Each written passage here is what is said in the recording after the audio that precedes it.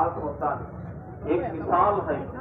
हर एक इंसान, यहाँ जितने भी लोग बैठे हैं, हर एक इंसान यहाँ पर हमें समझे सका हमारा जिस्म बना, हमें समझे सका हमारा रंग बना, हमें समझे सका पूरा ताल्लुक से लपेटा भूमिका को बना सके।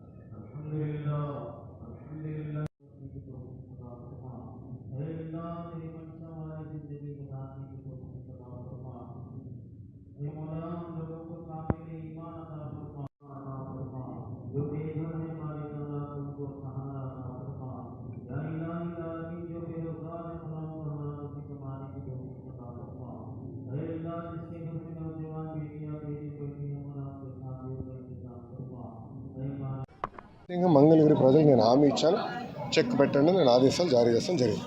ఓకేనా? హాయిగా ఆంధ్ర రికార్డ్ హాయి కెమెరాలు మేము ఆడుకున్నాం. ఎందుకంటే వైసీపీ తెలుగుదేశం కార్యకర్తలు వైసీపీ కార్యకర్తల మీద దాడులు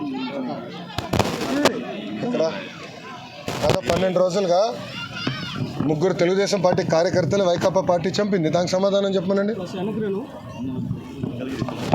తుమ్మపూడిలో మంగళగిరిలోనే మైనార్టీ సోదరుల్ని వైకాపా నాయకుడు చంపాడు.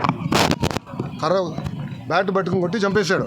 వాళ్ళు మా కార్యకర్తలను చంపి ఇప్పుడు ఏ మొహం పెట్టుకుని ప్రశ్న అడుగుతున్నారు? ఏమో ఈరోజు కూడా తాడిపత్రిలో మా కార్యకర్తను చంపేశారు. చంద్రబాబు నాయుడు గారు ఓర్పు సహనంతో మమ్మల్ని ఉండమన్నారు కనుక ఓర్పు సహనంతో ఉన్నాం. లా అండ్ ఆర్డర్ మెయింటైన్ చేయమన్నారు కనుక మేము ఎక్కడ ఇష్యూ చేయట్లా.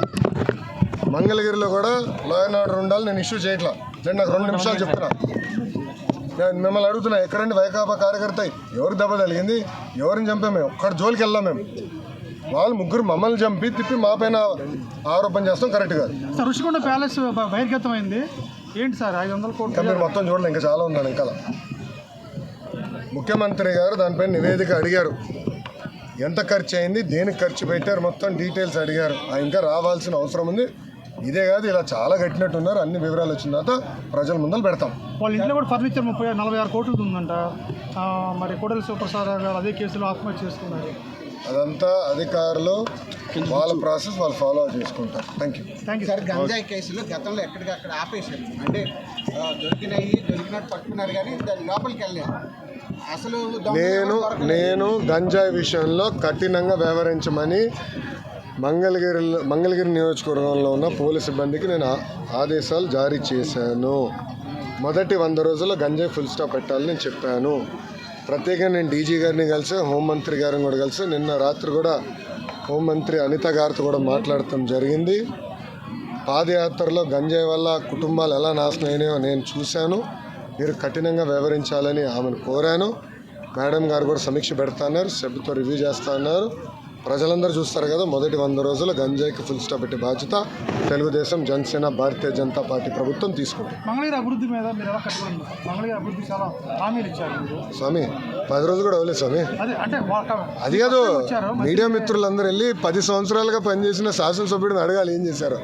10 రోజులు అవన్నీ లోకేష్ని అడిగితే ఎట్లా ఎక్స్పెక్టేషన్ మీద ఎక్కువ ఉన్నాయి సార్. ఉంటుంది స్వామి. నాకు 5 సంవత్సరాలు గెలిపించారు. ఫస్ట్